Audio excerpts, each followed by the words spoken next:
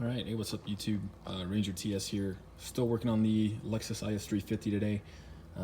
Like mentioned in an earlier video, I'm installing the V Line 2 GROM audio unit, which will enable kind of CarPlay and Android Auto and all that good stuff inside the car, and obviously mirror some apps to the navigation display. Yeah, but I just wanted to highlight how to remove some parts of the kind of shifter console so you can get to kind of the main piece you need to get, which is the actual radio interface.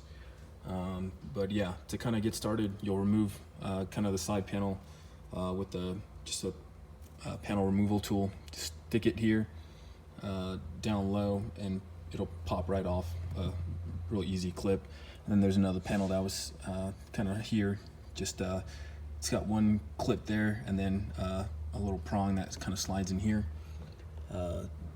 Just give it a tug and it literally falls out. All right. Obviously you'll have to undo your shifter, just twist it counterclockwise. Just be cognizant to kind of depress these tabs and then pull the shift boot down to release the shift knob from the shift boot. All right. And kind of once you get those off, there's 3 screws located on this after you remove these 2 panels, right?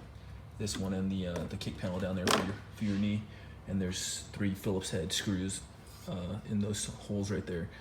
You'll unscrew those and then just pretty much tug this plastic piece out from the prongs it has. All right, so you can see it has 1, 2, 3, and 4. Just give it a nice little tug. It'll pop right out. It might scare you. It is pretty fragile, so just be careful. And yeah, you can kind of see where the old Phillips head screws were and where the clips come in. I'm kind of glad I removed this. Looks like I have some spilled drinks from passengers. Don't ask, long story, but yeah, once you get that kind of off, you'll be able to pull the kind of control switches that come inside the IS350. I started back here. Just give it a tug, lift it up in the cup holders, and then give it a tug kind of backwards after you lift it up, and then you'll have one harness kind of here that goes to the joystick that you'll have to disconnect. It'll come right off. So here's the removed cup holder. I'm not going to try to move it too much because my screws are in there, but yeah, you can see the connector there and kind of the prongs that you'll have to pull up to release. All right, so yeah, pretty easy. Takes like maybe 2-3 minutes if you take your time. Obviously you don't want to break these expensive plastics unless you're gonna like replace them with one of those fancy carbon fiber ones. But yeah, obviously this step on the other side, on the driver's side, is the same as the passenger side. And once you get that, you'll be able to expose kind of the radio interface screws to get to the radio and just tug it out. Hopefully I don't have to pull any more like this stuff out. Hopefully I don't have to pull it out. We'll see.